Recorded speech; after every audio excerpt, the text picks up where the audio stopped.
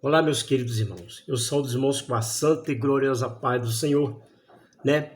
O estudo, né, irmãos, que eu estou trazendo é noções de homilética, que é a análise crítica, histórica e teológica da pregação, está aí no vídeo, né?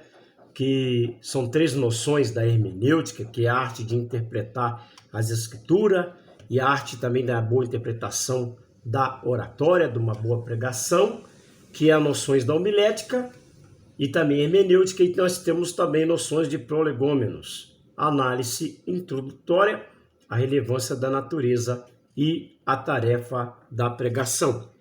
Inclusive, a noções de prolegômenos tem uma mensagem, né, que eu vou trazer para os irmãos aqui, do doutor José Miguel Bonino, que diz: é possível que a teologia não seja mais importante e nem a primeira que se deve ocupar-nos.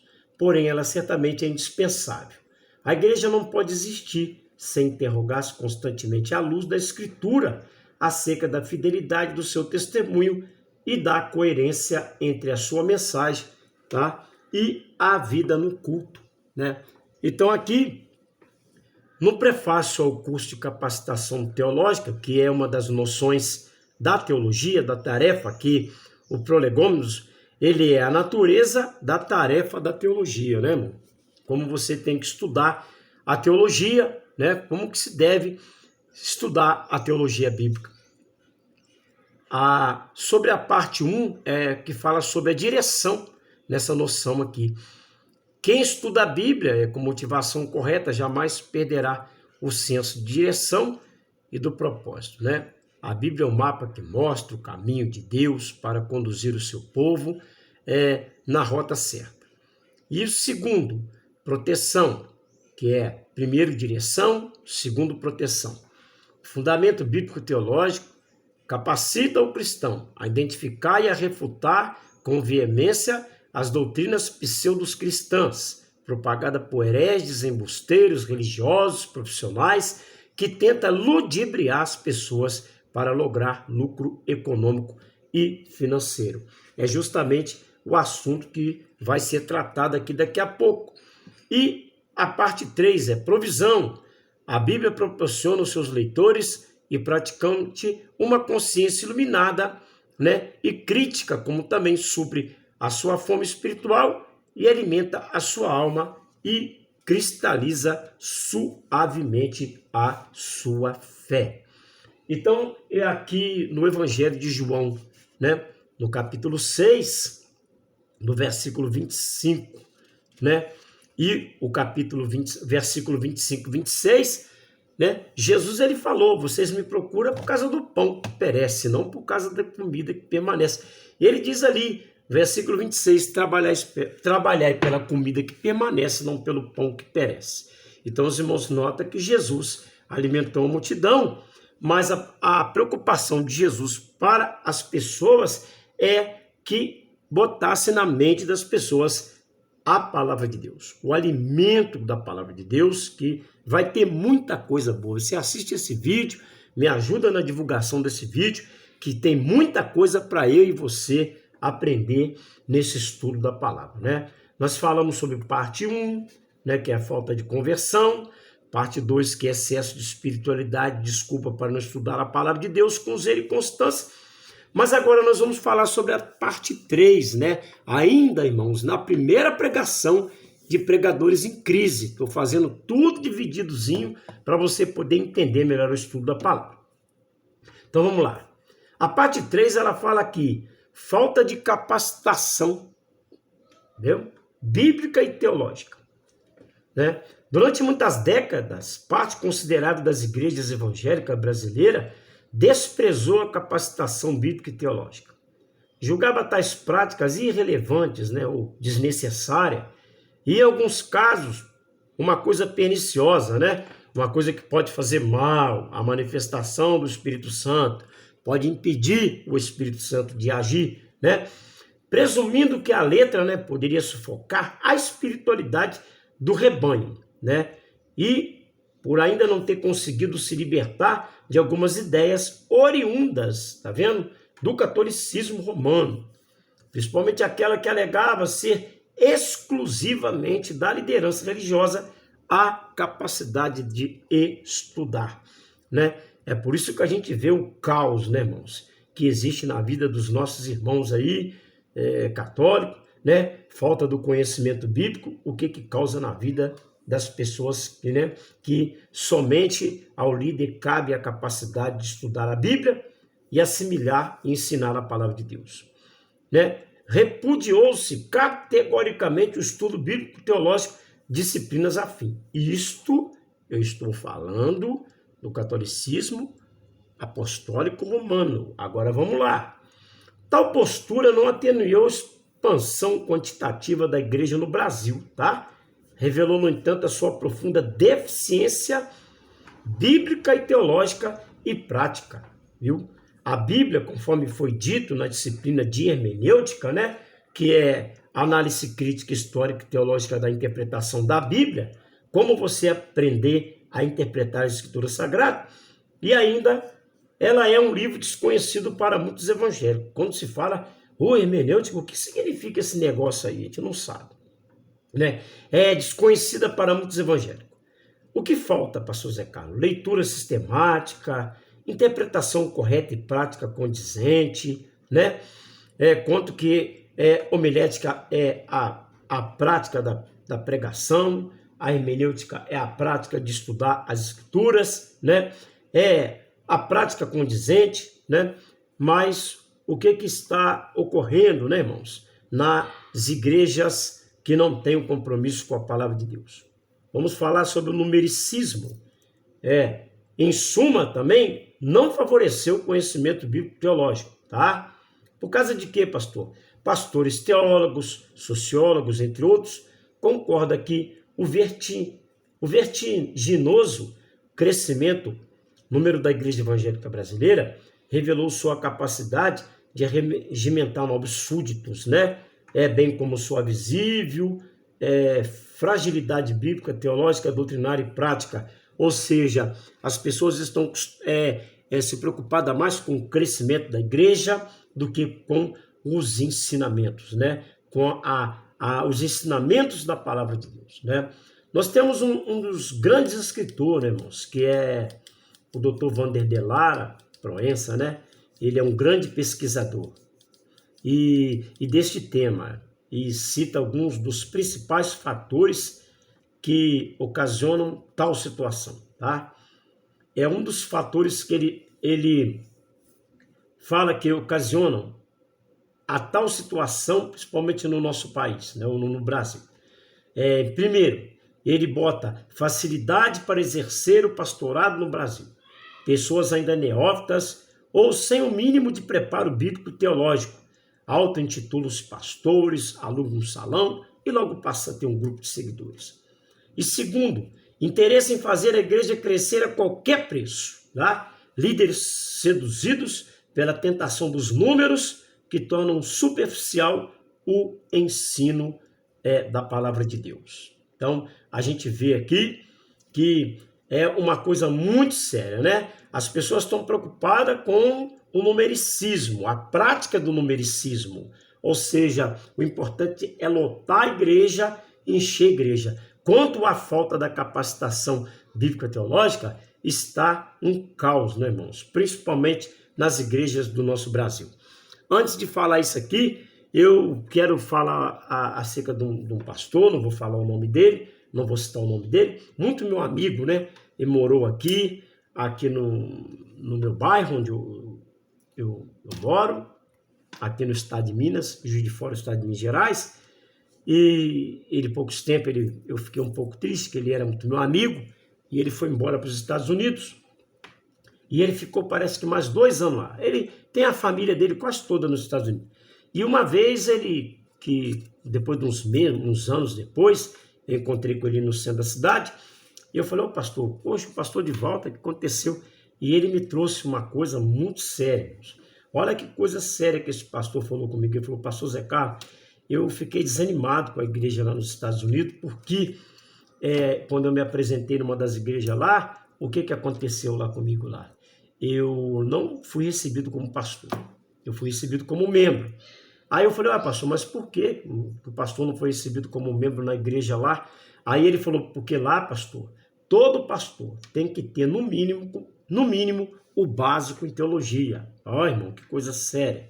E aquilo entristeceu muito o pastor.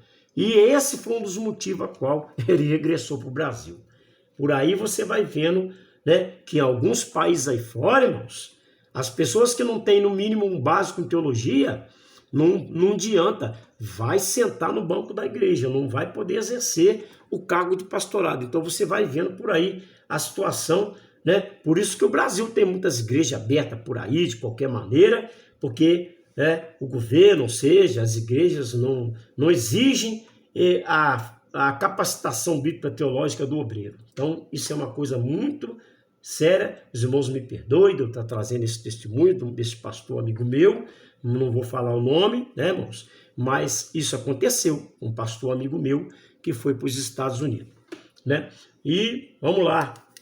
Imagine então o que acontece, irmãos, quando a facilidade, olha aí, para exercer o pastorado aqui no Brasil, que além de fácil acesso, é um clima marcado pela competição, a ocorrência e os pressupostos capitalistas, números que são indicados de sucesso, que moldam a visão, ação dos pregadores, resultado que está diante dos olhos de qualquer um que pode ver, né? É um nicho prominente, é uma coisa terrível, né, irmãos?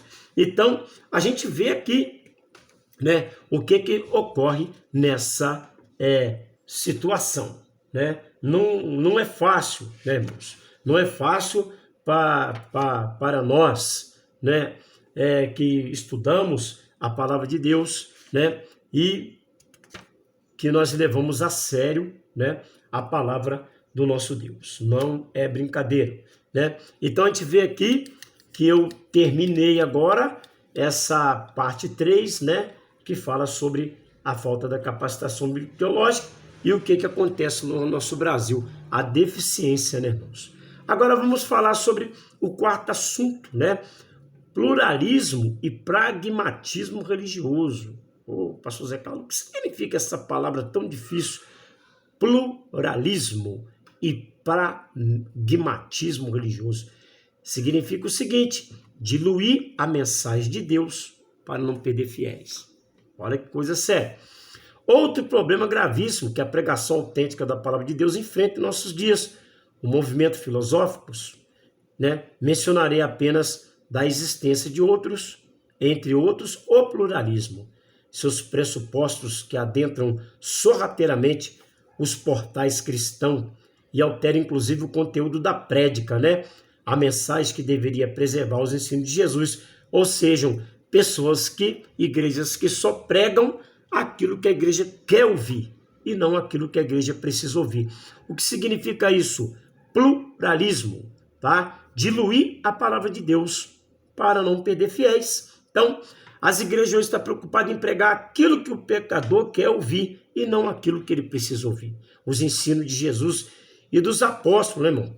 Que não passa de um discurso que apenas promete, olha aí, sucesso econômico, saúde física, bem-estar, a pessoa que assume o papel de herdeira de Deus.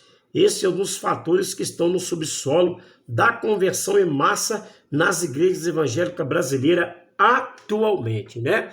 Agora, pregar que tem que ser herdeiro da promessa, é muito fácil, né, irmãos? Agora, pregar quem foi o herdeiro da promessa, como, vamos supor, Abraão, né? Que foi um homem que herdou uma promessa que Deus fez a Abraão, né? Mas vai ver lá, irmãos, o significado da fé, o que Abraão passou, né?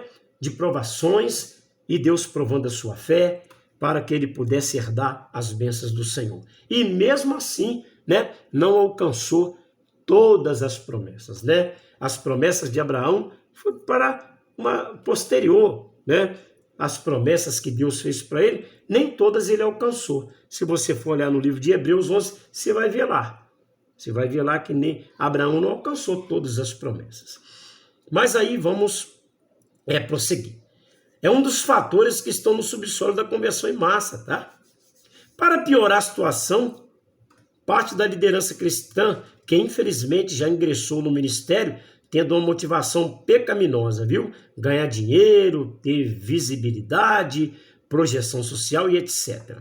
Vendo que o homem pós-moderno tem à disposição várias opções e pode fazer suas escolhas preferenciais. Nós hoje no Brasil e talvez no mundo nós temos igreja para tudo, né, irmãos? O importante é entrar para valer na competição. Não aceita perder fiéis para os seus concorrentes, seja ele tradicional, pentecostal ou neopentecostal, parece que vale tudo, né? Desconstruir a imagem do concorrente através de programas radiofônicos, televisivos, jornais, revistas, livros, simultaneamente usar recursos midiáticos para exaltar a eficiência e eficácia da sua própria marca, no afã de manter os seus, atrair novos, arrancar alguns adeptos que estão vinculados à concorrência. E ademais, como diz Rubem Amorese, perder é um péssimo negócio. Afinal, o desligamento de uma pessoa da igreja traz vários prejuízos, né? Perde-se animação, movimento, perde-se prestígio diante de outros ministros da cidade, perde a sua capacidade de influir na política local, perde-se na geração de receita. Então, esses são os problemas, né, irmãos, que acontecem. É pastores ferindo o outro com palavra, é pastores se levantando contra o outro na mídia, se aproveitando da sociedade aí. Enfim, são esses tipos de coisa que nós estamos vendo acontecendo, principalmente no nosso Brasil, né, irmãos? Que com uma coisa séria, né? Então, o negócio é gerar receita e crescer a igreja.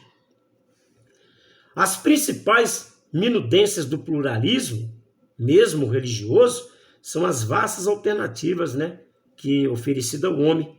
O problema é quando o pregador dilui a mensagem de Deus para fidelizar a clientela. Olha aí, não, se pastor Zé Carlos, você prega a verdade na igreja, cuidado com as coisas que você prega lá. De repente o irmão não gosta, a irmã não gosta daquilo que você pregou e você pode perder fiéis. Olha aí, irmão. Diluir a mensagem de Deus para não perder fiéis. Que Deus possa me cobrir com o sangue dele, que Jesus me cobre com o sangue dele, que eu nunca venha, irmãos, diluir a palavra de Deus para perder ninguém. Hein? A salvação é pela graça, mas a Bíblia diz que Jesus falou que o reino de Deus é tomado à força. Nós temos que nos esforçar para entrar nele. João Batista tomou o reino de Deus à força, né? Então nós temos que fazer o mesmo. Então a gente vê aí o que acontece, pastor Zé Carlos, no pluralismo e no pragmatismo religioso. O que acontece, né, em algumas igrejas, tá, irmãos? Não estou dizendo em todas as igrejas, tá? Como no início do vídeo falei, conheço muitos pastores sérios que têm compromisso com a palavra de Deus, né? Então, o que acontece com essas igrejas? Logo elas viram empresa, os púlpitos viram balcão, crente vira cliente, sacerdócio vira negócio, vocação vira profissão e pastor vira mero gestor. A busca por números a qualquer preço tem levado à ruína milhares de oradores, né? E não somente no Brasil, né? Então aqui diz aqui, o A.W.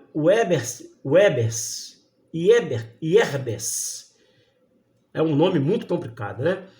Exortou que são os numerosos erros cometidos quando o objetivo do líder é apenas conseguir resultados.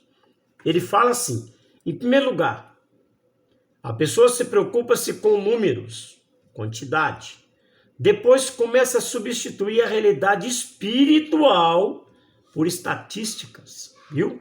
O que é semelhante a alguém ler a receita em vez de se alimentar. Olha aí, a preocupação de algumas igrejas é aumentar o número, receitas, mas não quer alimentar o rebanho de Deus com a palavra de Deus.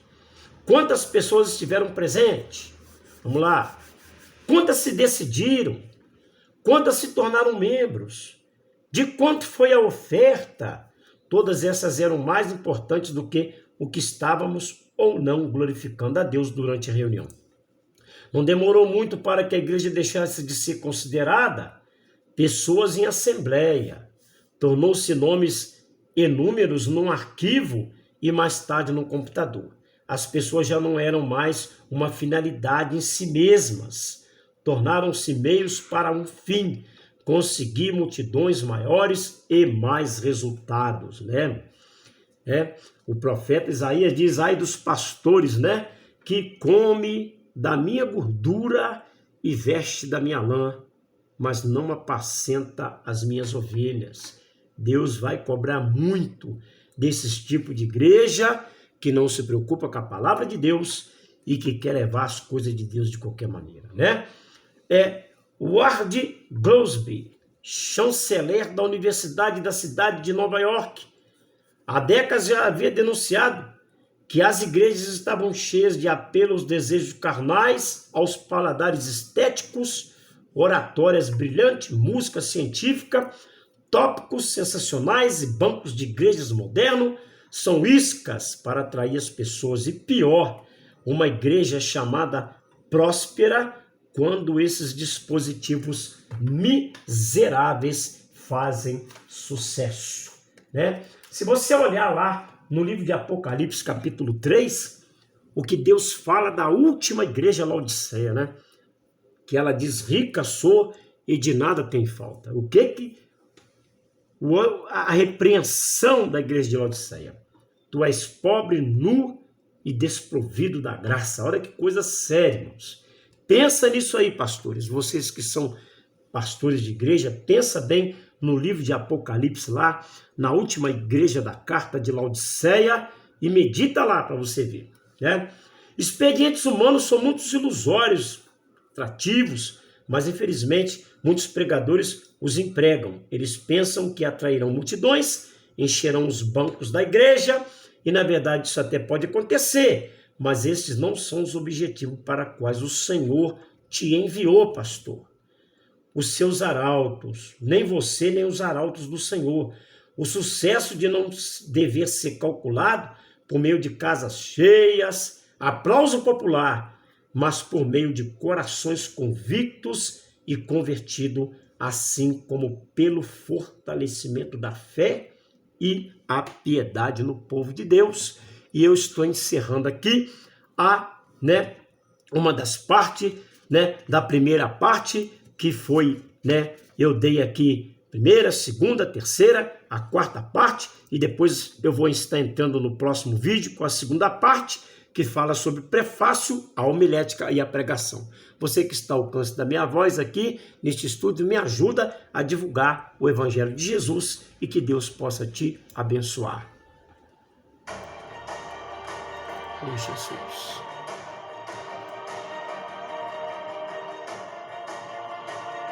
Aleluia.